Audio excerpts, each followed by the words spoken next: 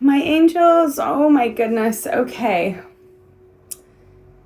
I just had to hit record and let's go for this because I couldn't, no amount of meditation, reflection, or feeling like I wanted to prepare myself would really prepare me or make me feel more settled than I feel now. So, and maybe that's also how you're feeling. It's almost like right now, ooh, let me literally as I try to say it, there's just noise going on, and so chaos is what you would be feeling right now, chaos.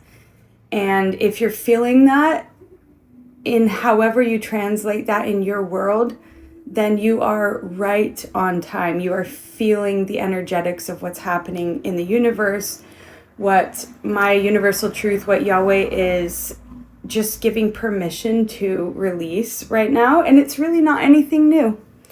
I mostly consult the Talmud or ancient Hebrew resources because that's where my spirituality is grounded. And I was looking today at how the ancient Babylonian Talmud kind of translates eclipses. So most of Britain will be witnessing tonight, hopefully not looking at the sun, duh. Even with glasses on, I just don't know what. Anyways, we're going to have an eclipse. It's not a lunar eclipse, it's a solar eclipse. So I was looking up what the ancient view on that was, and I've started a video already, and I was like trying to explain it, and then I was like, just read it. So I'm just going to read you, okay, not straight. This is out of the Babylonian Talmud, the Sukkah 29a, but I'm just going to paraphrase for you, okay? Solar eclipse is described as a siman, which is a sign or an omen. Rabbis say that when the sun is eclipsed in the west, which in this case it is, the sign concerns the inhabitants of the west. That makes sense. When it occurs as the sun is departing at the end of the day, which is what's happening today, one tradition interprets it as indicating something is approaching or hastening. Interestingly, the Talmud also preserves a second opinion, and can I just say it's the exact opposite? Not that something's hastening, but that something is tarrying. So, right off the bat, full disclosure, we get rabbis saying that it could be either, but the sign is, it's not a future prediction. Hold on, freaking sound. Oh, this chaos is really, it's been doing my head in. And if you watch my channel, you can probably tell I'm annoyed right now, but not by you.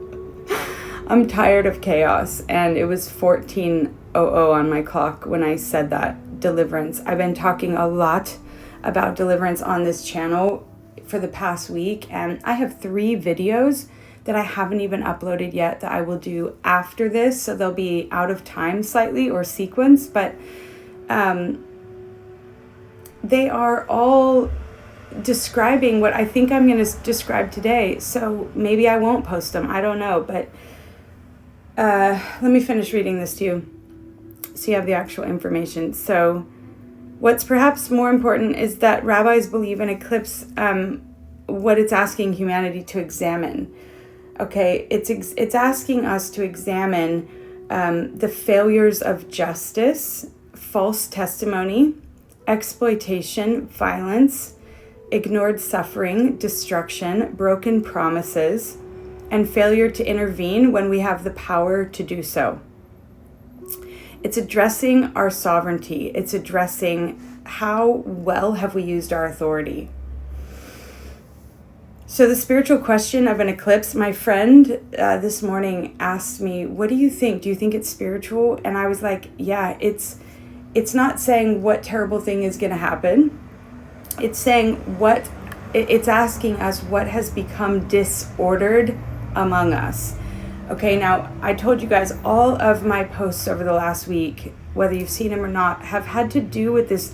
It's like I wasn't thinking about the eclipse. I don't know why I didn't connect it, but every day I was like, oh my God, I literally channeled, and I'll post it, and it's like Yahweh asked me to go into the mind of an addict, and I was channeling an addict for like 3 days, just what the thoughts of someone wrestling with obsession and just intense will and desire, like chasing the dragon. I used to do all kinds of drugs when I was younger, and I know what it feels like to be in that headspace, but it is so uncomfortable to go back into that space and channel that energy. And I could not. I got to the point, I'll probably just post the video. I will. I got to the point where I was just like, I'm tapping out. I cannot do this anymore. I'm losing my mind. Chaos. All right, anyways. Later Kabbalistic thought takes the imagery deeper. The sun represents divine illumination, revelation, consciousness, and the life-giving light of God. And the life-giving light that is inside of us, right? We came out of stardust. And my truth, we sat in the sky as illuminations to this earth, right? So that's why this channel is reminding Eve, because I'm here. I've dedicated my life in service to reminding you who you are. It's very simple. And I don't even have to tell you who you are, because if I can just like spark a few things, if I can light that fire or bring that comfort or whatever I'm being asked to do, I can, you inside of you will remember. You will start to remember. Anyways, okay. I'm going to just not go into my whole universal truth right now. Okay, blah, blah, blah, blah. Where are we? When light becomes temporarily hidden, Kabbalistic teachers use the language of Zimzum, the ancient concept of concealment or withdrawal of light. The light itself has not ceased to exist. Something has come between us and our perception of it. That's where we're sitting right now. So if I could paraphrase it, let's imagine that the Creator withdrew light for a minute, okay? And I talked about this in the car in my video. I was like, I feel like I'm in the bowels of a channel, like darkness. I was literally underground, right? Darkness represents mystery, concealment of mystery and revelation. It shouldn't be a scary thing. But when we reflect in that space, we're looking at what exists without the light. Okay, so it would be illuminating without the sun. We ourselves would be generating an illumination of what our shadow is revealing. Okay, so you would be feeling like absolute about yourself over the last week or two. And I mean it, like even myself, you know, I have practiced for a while, like self-love, and I know where to get, you know, my water. And I will, by the way, offer a little bit of hope. In just a second, I'll tell you something. I'm going to lead you through a prayer, actually, if you want to say it. But that's why I'm here, is I meant to tell you it's not because you are this horrible person.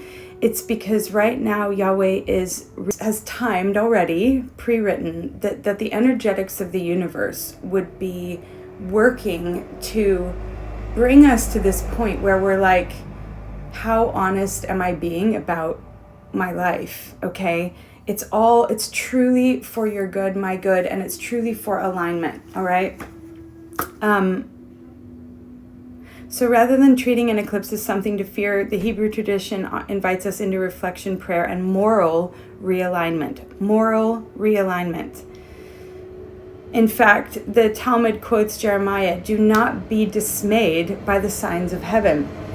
The message is not fatalism, it's responsibility. Okay? So tonight, the simple question is this: what has come between me and the light? Do you hear the sound as I'm trying to say it? What has come between me and the light? And what needs to be brought back into alignment when the light returns? Okay, let's close this for now. I want to talk a little bit more to you, and we're going to do an activation. Hang on. Okay, the only way through is surrender.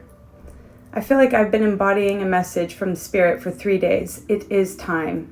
Time for you to make the altar. Bring your best and your worst and offer them directly to me. This is not atoning for yourself. Yeshua has done that. This is about engaging directly as a priest with me. You do not need an intermediary. You can go straight to the Creator, and that's what they're asking for. This engaging as a priest it opens an exchange between heaven and earth. This is a collective invitation, but do not think it's not deeply personal. This is what I heard. If you decide to do this, you must ask, what is my best and what is my worst? And you must be willing to see and offer me back both. But know this is so crazy. Know this is what the Spirit says. I will be offended if you offer me second best or second worst.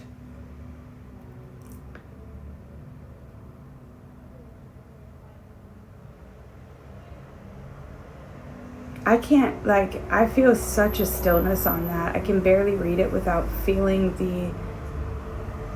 it's like if somebody put their finger right on you and went, don't move. I don't even know how to explain it. It's like, oh shit, you do not want us to hide anymore, right? Not just from the best thing about us. That's easy to bring. Actually, it's not so easy to bring. It's not.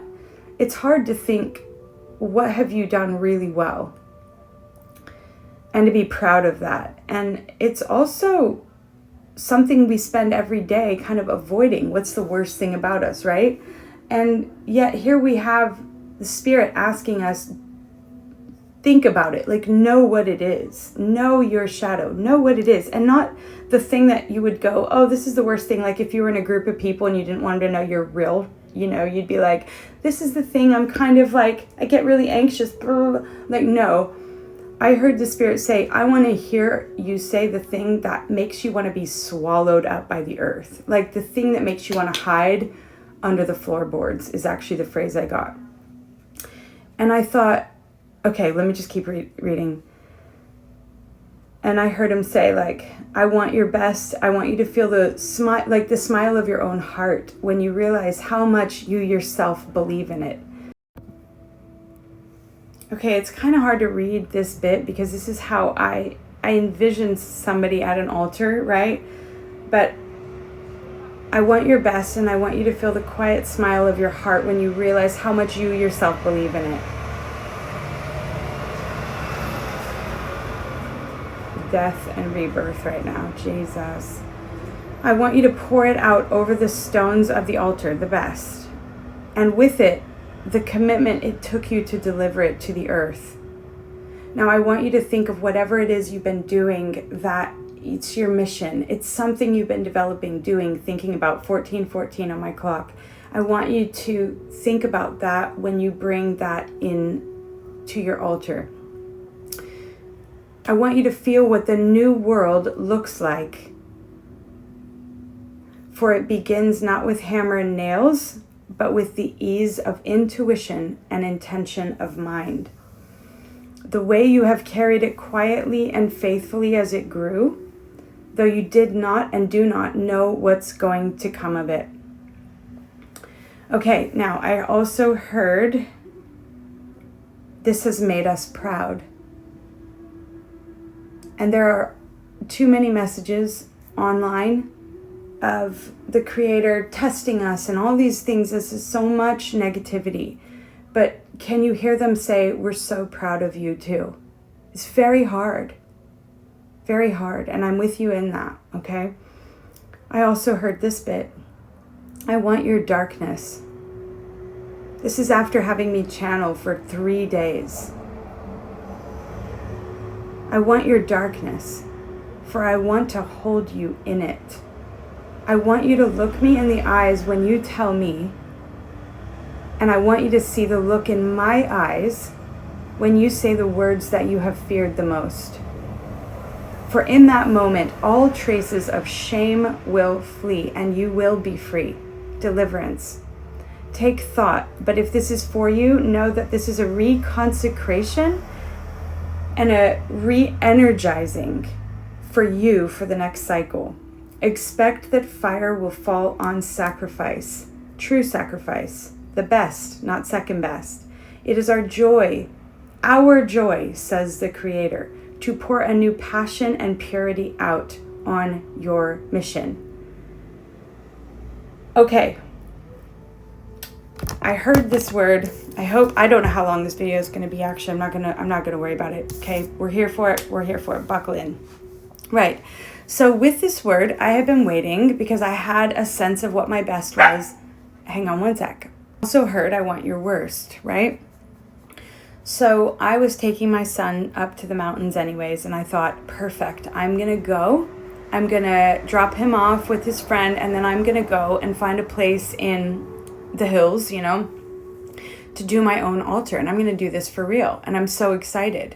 I was so excited all week. I had my bag prepared with my best offerings.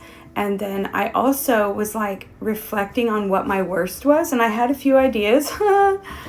But let me just say, after 3 days of embodying as a collective the places of obsession, addiction, and I mean socially acceptable addictions like our phones, down to like intense sexual desire that's almost like you can't even harness it, like it's so carnal.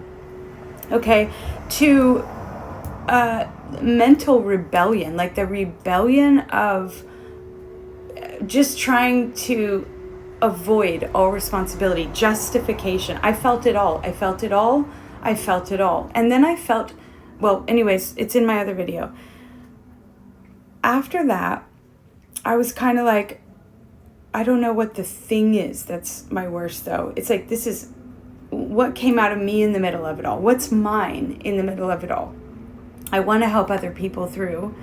I'm in this with you. I don't put myself above anyone or my sins, as it were, above anyone or below anyone. It's just, sin is separation, by the way. It's separation from God. It's really dysfunction is a better way to describe it. And I can hear the Spirit just telling me, reminding me what mine is. And I don't think I'm going to share it on here because I feel like I want us all to do our own time with that. But I went up, and on the way there, I thought it was all over. I thought I was just going to go and have this amazing time of consecration. And on the way there, I had another, but the heaviest, most intense of the whole week, temptation and energy hit me. And it was just pure chaos. I was doing everything I could to just like maintain and drive. And my son and his friend were in the car, and I was just like, thank God I had a wheel and a road. And if anybody heard or knew what was happening in my head. Anyways, did the whole trip, got there. I was so just, I was in such shame and such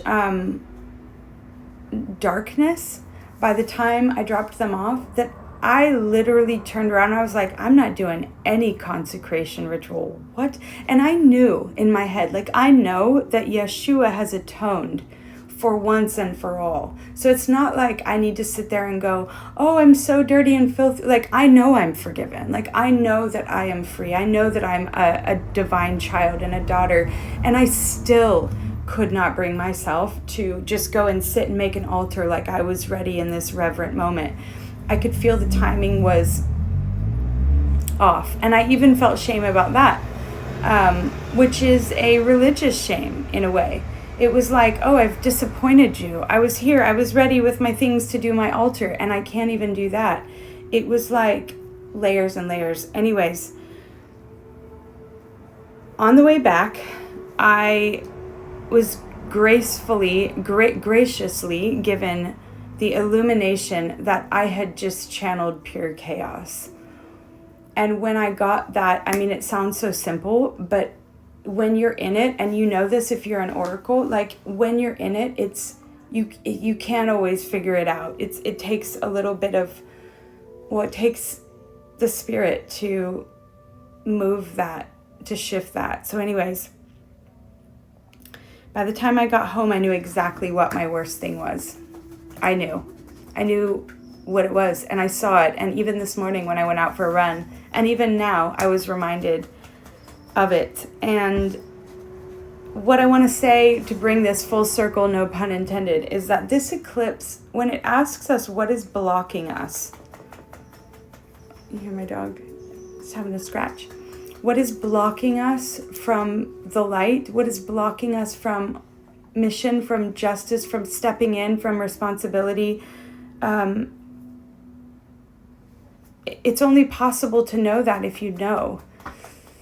And in a strange way, and I'm hearing it right now, the acceleration of this is a real mercy, because if you think about it, we've all been doing a lot of healing and a lot of cycles through, and it's like the fire horse year, right? So we knew that there was more going on than just this is not your normal year. This is a pivot year for God, and it's like we're really bringing humanity into a new era, into a new earth and a new heaven. There is this isn't child's play.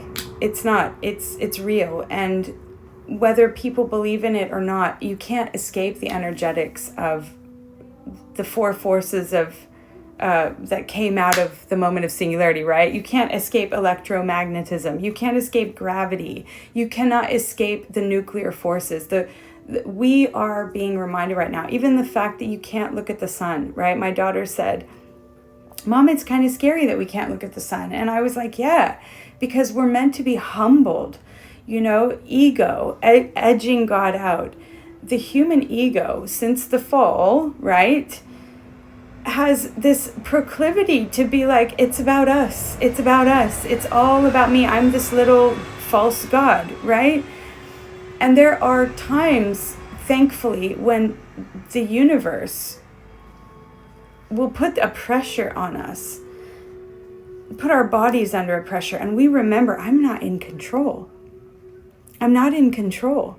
As though I didn't know, I'm not in control. And tonight, I mean, this is what is today? Is it the 12th of August?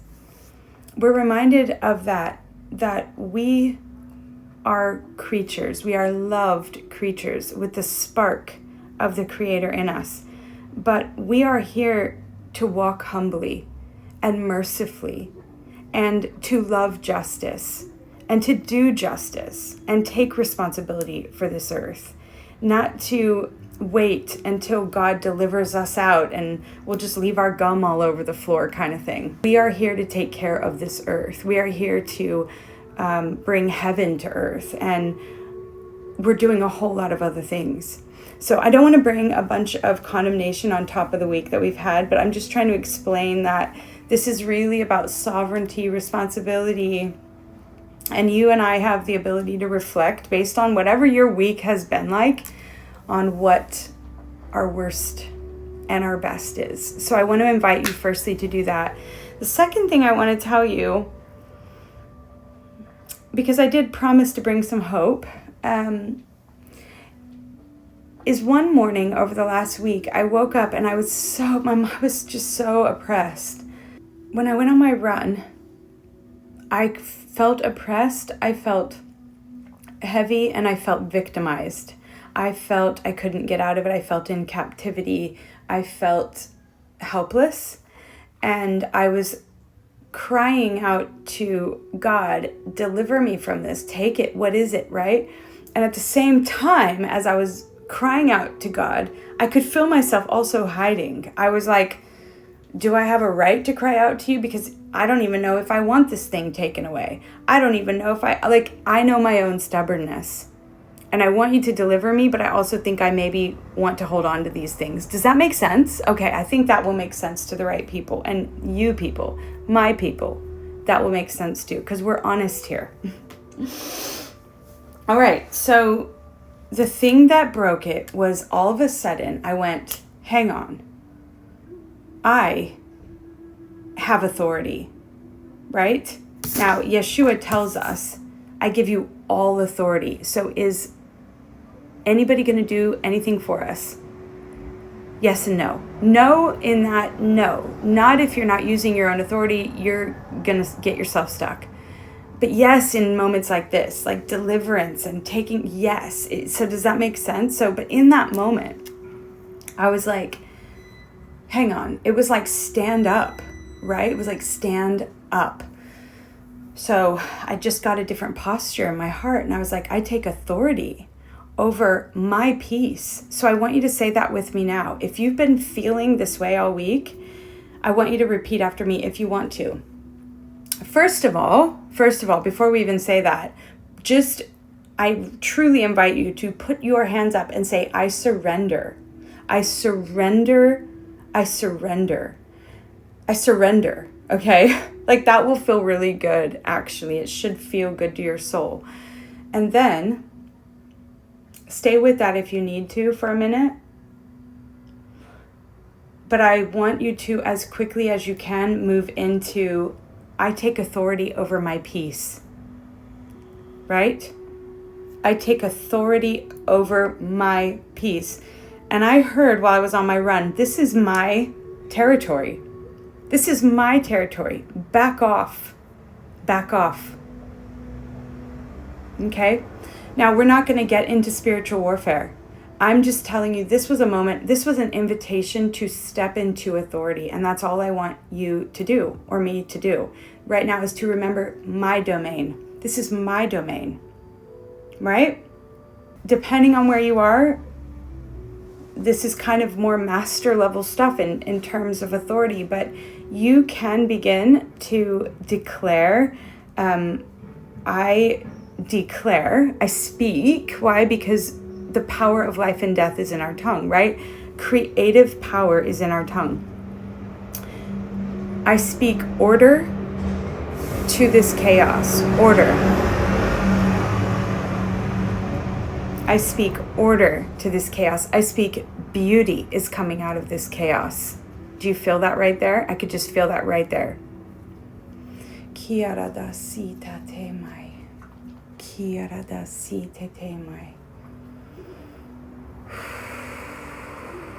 And even beginning to slow your own breathing down can remind you of your sovereignty. I can slow this down anytime I want. I have been given all authority and all sovereignty and all power over everything in this realm. I come into my right mind. I am loved. I am accepted. You are never leaving me. You are never forsaking me. I am always with other. I am always with my creator. The creator and the creature together. One, always. Son, daughter. There is no light or shadow in me that is a surprise. I am here. I am one. We are one. And we will not be torn down. I won't let you be torn down in this time. I'm here to tell you that if you are feeling this, it is not going to kill you. I know you feel like you're going to die, but you're not. You're not. And right now, if you can say some of this out loud, you are stepping in and through the eclipse in both surrender and authority. And you can't get a more honest place than that. Even though I have authority, I'm not using it all, and I know that. Even though I want to take responsibility, I'm hiding from that responsibility as well. I'm abdicating some of that, and I know it, but I'm still stepping in. I'm shaking my phone. I'm still saying I will not be torn from the Spirit. I will not be torn and tempted to look away and find others. I will not. No, I will come to you with all of it. Does that make sense? Oh, I really feel this is making sense for the right people. You guys know this is about wholeness. And before I started this video, I grabbed all of these from my fireplace. Earth, air, fire, and water. These are all the elements. And I don't know why Spirit is asking me to do this. I can even smell them without the bottles unscrewed. That's how potent these are. But usually in a video, I'll grab one element, and it was like, grab them all. Look at this. Earth, air, fire, water. Why? Because all 4 of those elements exist within you and me. Just go think about that. All of those elements, everything in balance includes that I acknowledge all of them, okay? And each one of them represents a limit and an element within us. So anyways, that's something to reflect on. The concept just for this is that wholeness and balance. When we come through the other side of this eclipse, if you have identified these things, you can't just go, I'll change, right? It's not about that. What did the word say? It said it's about bringing to the altar honesty. It's about connection. It's about cosmic intimacy. Okay? I hope that makes sense to you guys. I'm going to leave it there for you today. I've given you prayers and things and different things to say and do, but I do hope this helps you. I'm going to try to post this right now before the eclipse happens in a couple hours. So this is as short as I could do, but I love you guys. And even if you don't see this, if you see this after the eclipse, it is never out of time to be reflective like that, in that way, to carry any of these meditations forward. They are timeless truths. They are wisdom's ways, Lady Wisdom. And I want you to hear me say, I'm saying this on behalf of Yahweh and on behalf of myself. We are so proud of you. We love you. And you are not alone in this. Every bit of you is seen, okay, and accepted and loved. And this healing is going to produce an amazing abundance in your next season. So I love you so much. Let me know how it goes, okay? Mwah. Love you guys.